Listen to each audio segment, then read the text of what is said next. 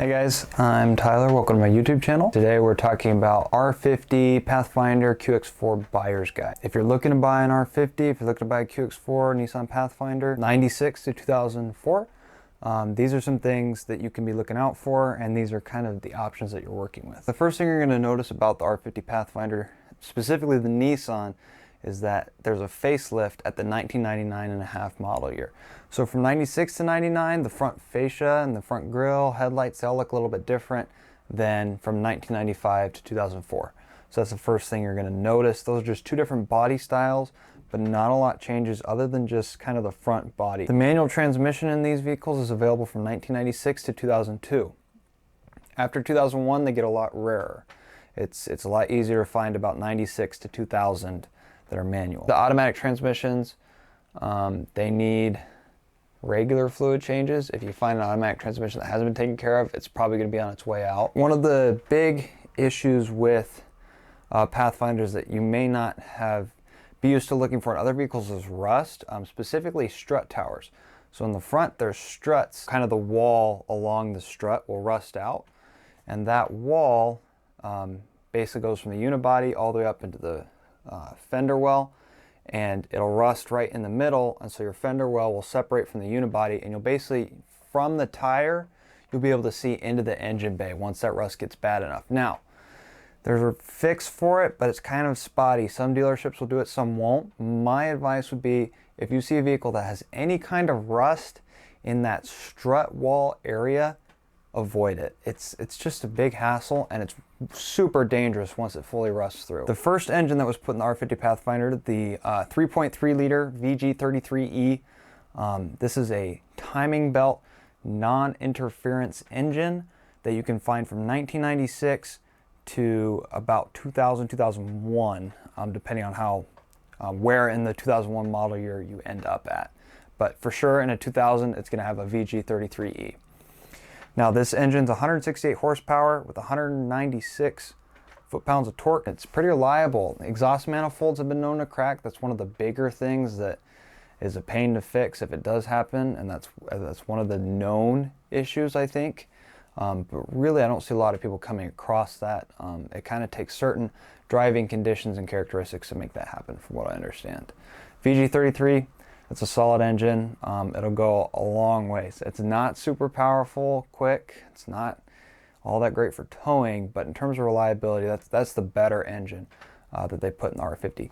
The next engine is the 3.5 liter V6, the VQ35DE. You can find this in 2001 to 2004 Pathfinders. You're looking at 240 horsepower or 250 horsepower when it's paired with a manual transmission.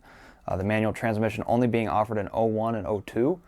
You can find this engine in 2001 through 2004 Pathfinders. Two iterations of this essentially. The 01 and 02 VQ35 is a drive by throttle cable system. And so this has an IAC, idle air control valve, IACV. And if this solenoid goes bad, basically the gasket on the idle air control valve will go bad, coolant will seep in, it'll short the IACV, and that will eventually burn a hole in your engine control unit, your computer basically. So that's a symptom you have to look out for with these higher mileage 01 and 02 VQs. On the 3.5 liters from 03 and 04, it's a drive-by-wire system, electronic throttle body with throttle position sensor. It doesn't have this issue, but you are getting the drive-by-wire system, which is just different in terms of throttle feedback and a little bit more finicky when it comes to air quality and keeping your intake clean. And obviously the electrical issues that come with component failure are a little bit different than a loose throttle cable. Other problems that affect all VQs. So all of the 3.5 liter VQs with an automatic transmission have these power valve screws. They're on the upper plenum, and they need to be Loctited. Specifically, the screws that hold in these valves need to be Loctited. Otherwise the screws will come loose, your engine will eat the screws, and if both screws on one of these valves come loose, the engine takes in this valve. It's about this big. Even just one of those valves can cause engine failure. It's a lot for your engine to work through, and obviously if it doesn't kill the engine, it's going to be in a lot worse shape after eating that. So those need red Loctite. It's a pretty easy job.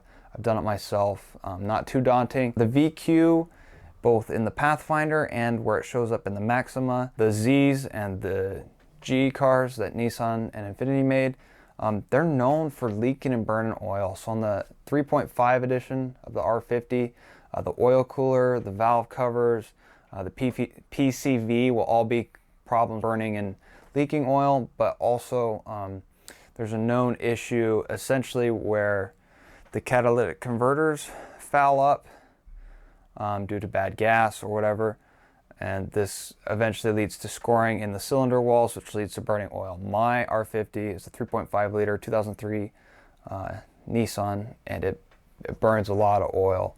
We're looking at about a quart every 800 miles is what I have to put in it, just to keep it happy.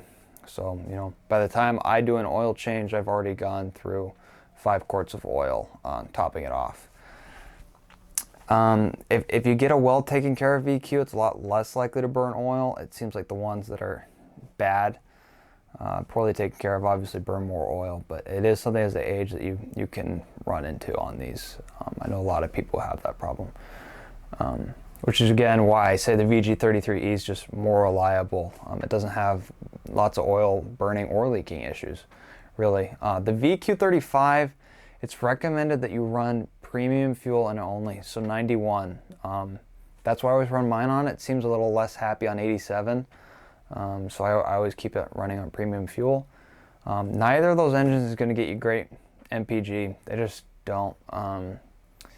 Whatever the drivetrain and the transmission and the engine combination, it's just none of them are stellar on the highway. If you're worried about MPG, go get something else. These are not great on gas. VQ35 is a timing chain. That's one advantage, one small advantage over the belt, which has a service interval on the VG33 of about 105,000 miles per belt. 2 transfer cases. You have a floor shift transfer case, the TX10A. That's what I have. It's just, you know, typical in your right by the shifter knob of the transmission. You got 2 high, 4 high, 4 low, super normal part-time 4-wheel drive system. Really solid, no complaints from me. It's really great. And then the other one is the all mode electronic transfer case, which is just going to be a dial dash the center console area, and that's going to have a 2 high mode, an auto mode, and then a 4 lock mode, locked 4-wheel drive. Not lockers, just 4-wheel drive, and it's going to have a 4 low system.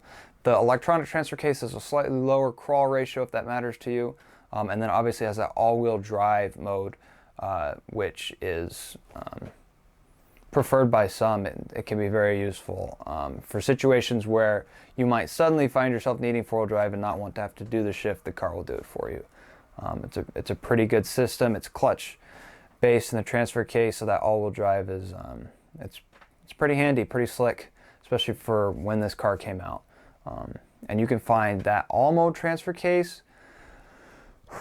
when it shows up. I think it shows up in the QX4 first. I'm not sure exactly when you can get it in the QX4, but it does for sure also show up in the 02 through 04 LEs on the Pathfinder.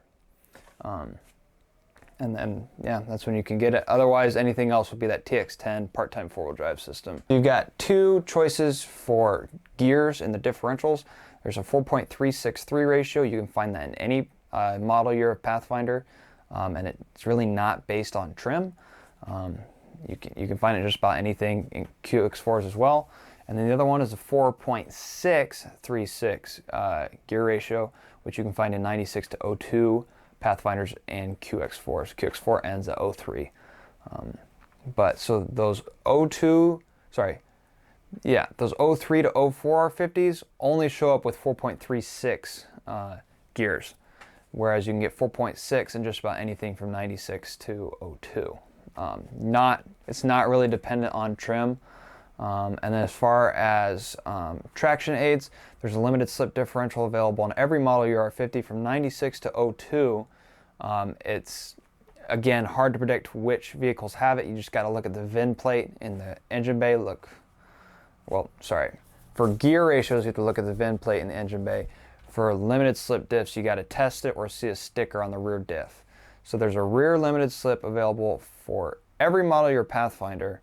And in 96 to 02, it's about 60 to 80 foot-pounds, which isn't very strong. 03 to 04, it gets even weaker. It's 30 to 40 foot-pounds. And in 03 and 04, the only R50s that have this limited slip are the LE trims. If you have an SE, I don't think you ever get a limited slip differential.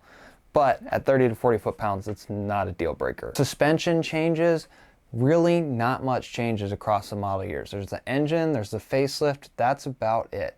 One thing that does change that's noticeable is the rear shock mounts. The rear shock mounts were changed at the 1999 and a half model year.